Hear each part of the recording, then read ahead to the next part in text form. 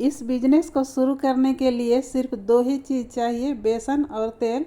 तो इसके लिए हम 2 कप बेसन लिए हैं। बेसन बारीक वाला ही लीजिएगा और इसे छान लीजिएगा, क्योंकि बेसन रखे रखे भी इसमें लम्स हो जाता है।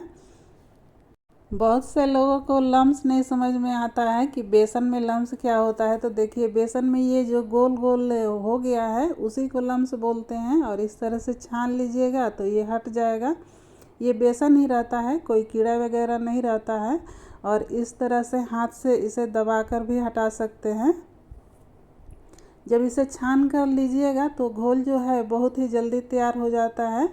अब इसे घोलने के लिए जिस कप से बेसन लिए थे उसी कप से 1 कप पानी डालेंगे सबसे पहले और इसे मिलाएंगे। फिर थोड़ा थोड़ा पानी डालकर इसका घोल बनाएंगे। बेसन जब भी घोलिए तो एक साथ ज़्यादा पानी नहीं डालिए, इस तरह से पतला होने का भी डर रहता है और लम्स भी बनने का डर रहता है। तो पहले थोड़ा सा पानी डाल लीजिए, घोल लीजिए, इसके बाद थोड़ा थोड़ा पानी डालकर इसे पतला कर लीजिए। मार्केट में 2 तरह का बेसन मिलता है, एक मोटा वाला और एक पतला वाला। तो जब भी बूंदी बनाना हो तो पतला वाला ही बेसन यूज कीजिएगा, इससे बूंदी बहुत ही गोल गोल और अच्छा तैयार होता है। अब रही बात कि कैसे पता करें कि बूंदी के लिए अच्छा घोल तैयार हो गया है। तो देखिए, चम्मच को इस तरह से ऊपर थोड़ा सा रखिएगा तो बूंदे बूंद ये गिरेगा और चम्मच पर एक पतला लेयर बन जाएगा। तो समझिए कि ये बूंदी के लिए परफेक्ट घोल तैयार हुआ है। और देखिए, 2 कप पानी लिए थे तो 1/4 कप पानी बच गया है। अब इसे ढक कर 15 मिनट के लिए छोड़ देंगे, जिससे कि बेसन जो है अच्छे से फूल जाए। 15 मिनट बाद देखिए इस तरह से ये तैयार हुआ है। कभी काल होता है कि बेसन गाढ़ा हो जाता है तो थोड़ा सा पानी डालकर पतला कर लीजिएगा।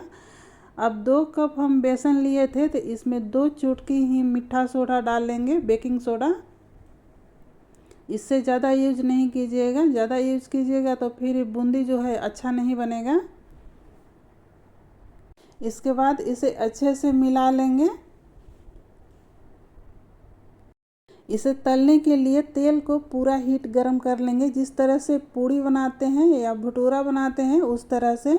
और थोड़ा सा बेटर डाल कर देखेंगे, ये अपने आप जल्दी से ऊपर आ जाता है और गोल गोल बनता है। तो समझिए कि ये अच्छा है। अब इस तलने के लिए तैयार है, जिसके लिए एक इस तरह का छन्नन लेंगे और इस पर धीरे धीरे घोल को डालेंगे। ज़्यादा तेज़ी से नहीं डालेंगे, धीरे धीरे डालेंगे तो अपने आप बूंदी नीचे गिरने लगेगा, ठोकने का कोई ज़रूरत नहीं है। और जितना तेल है उसके अनुसार ही बूंदी डालिएगा। बूंदी डालने के बाद कुछ सेकंड बाद इसे चलाते रहेंगे, जिससे कि बूंदी जो है बराबर चारों तरफ से सिका सके। इसे तलने के लिए हम रिफाइंड तेल लिए हैं। बूंदी तलने के लिए कभी भी सरसों तेल यूज मत कीजिएगा, नहीं तो बूंदी तीखा बनकर तैयार होगा, इनकी इसका टेस्ट ख़राब हो जाएगा। तो इसे तलने में 1 से 1.5 मिनट ही लगता है। देखिए, बहुत जल्दी ये बूंदी तैयार हो गया। अब इस तरह के छन्नी से इसे निकाल लेंगे। और अगर मेही दाने की बूंदी बनाना हो तो उसके लिए बारीक वाला छलनी का यूज कीजिएगा, जिससे कि बूंदी छोटा छोटा गिरेगा। ये बड़ा बूंदी है, बड़ा बूंदी का ही रायता अच्छा बनता है और ये ज़्यादा बाज़ार में सेल होता है। तो फिर से तेल को पूरा हीट ही गरम रखेंगे और धीरे धीरे इस तरह से करते हुए हम सारा बूंदी को तल लेंगे। इस तरह से बूंदी बनाकर घर में ही छोटा बिजनेस शुरू कर सकते हैं और महीना में लाखों कमा सकते हैं। अगर आप लोग को मेरा ये आइडिया पसंद आया है तो मेरे वीडियो को एक लाइक ज़रूर कीजिएगा। और मेरे चैनल पर अगर आप नए हैं तो मेरे चैनल को प्लीज़ सब्सक्राइब कर लीजिएगा। बूंदी को हमेशा हाई फ्लेम पर ही तलिएगा। अगर तेल कम गरम रहेगा तो बूंदी चपटा चपटा बनकर तैयार होगा। जब तेल पूरा हीट गरम रहेगा तभी बूंदी जो है गोल गोल बनता है। तो इस बात को ध्यान में रखिएगा। और देखिए, बहुत ही जल्दी हम इतना बूंदी बनाकर तैयार कर लिए हैं। अब इसे सेल कैसे करना है, इस तरह का पन्नी खरीद लाइए और इसमें बूंदी को डालिए। बूंदी जब पूरी तरह से ठंडा हो जाए तभी पन्नी में डालिएगा। और अगर बाज़ार में सेल करना है तो इस तरह से पन्नी में डालिए और वज़न करके ही इसे पैक कीजिएगा। तो इस तरह का वज़न करने वाला मशीन भी खरीद लीजिए। और जितना पैक करना है उतना, जैसे 250 ग्राम का पैक बनाना है तो 250 ग्राम का बनाइए या 500 ग्राम का बनाइए। तो हम जितना बूंदी तल कर रखे हैं उतना डालकर देखते हैं कि कितना बनकर तैयार हुआ है 2 कप बेसन में। तो ये लगभग 500 ग्राम बूंदी बनकर तैयार हुआ है। तो देखिए 500 ग्राम ही बूंदी बनकर तैयार हुआ है। और अब इस पन्नी को सील करने के लिए मशीन भी खरीद सकते हैं या इस तरह से देसी जुगाड़ से भी इसे सील कर सकते हैं। इसके लिए एक मोमबत्ती लीजिए और एक माचिस लीजिए।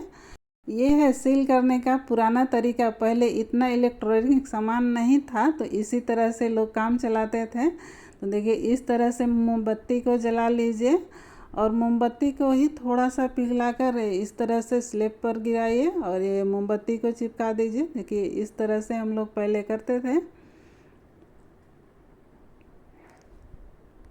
इसके बाद पन्नी को बराबर इस तरह से मोड़िए, बराबर पकड़िएगा जिससे कि सभी भाग अच्छे से पकड़ा जाए। फिर मोमबत्ती पर इस तरह से हल्के हल्के थोड़ा सा गरम कर लीजिए और हाथों से इस तरह से चिपका दीजिएगा तो ये सील हो जाएगा।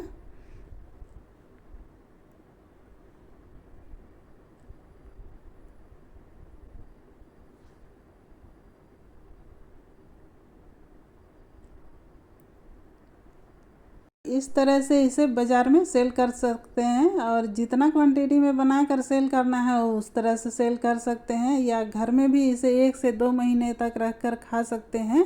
ये बिल्कुल भी ख़राब नहीं होता है क्योंकि हम इसमें नमक नहीं डाले हैं और नमक नहीं डालने से मीठा बूंदी भी बनाकर तैयार कर सकते हैं। इससे रायता भी बना सकते हैं। और अब हम आप लोग को रायता बनाकर दिखा भी रहे हैं, जिसके लिए 1.5 कप दही लेंगे। दही गाढ़ी होनी चाहिए और बिल्कुल फ्रेश होना चाहिए। अब इसमें आधी टीस्पून काला नमक, आधी टीस्पून सादा नमक, आधी टीस्पून भुना हुआ जीरा पाउडर और थोड़ा सा धनिया डालेंगे, हरा धनिया बारीक काट कर, और 1/4 टीस्पून लाल मिर्च पाउडर डालेंगे। अब इसे अच्छे से मिला लेंगे। जिस तरह से छाछ तैयार करते हैं दही को बिल्कुल बारीक कर लेंगे। चम्मच से मिलाने में थोड़ा सा टाइम लग जाता है तो इस तरह से मिक्सर से मिला लीजिए जिससे कि ये जल्दी हो जाता है। और इसमें हम थोड़ा सा पानी डालेंगे क्योंकि इतना गाढ़ा दही में अगर रायता डालेंगे तो अच्छे से फूलेगा नहीं। देखिए इस तरह से है तो इसमें 1/4 कप पानी डालेंगे, इससे ज़्यादा नहीं डालिएगा। यानी कि उतना ही पानी डालना है कि बूंदी डालने के बाद ये फिर से दही की तरह थिक हो जाए। अब 1 कप बूंदी डाल देंगे और बूंदी को भी अच्छे से मिला लेंगे और इसे ढककर 10 मिनट छोड़ देंगे। 10 मिनट बाद खाएंगे तो ये टेस्टी लगेगा क्योंकि बूंदी फूल जाएगा। और 10 मिनट बाद देखिए बिल्कुल शादी पार्टी वाला रायता बनकर तैयार हो गया।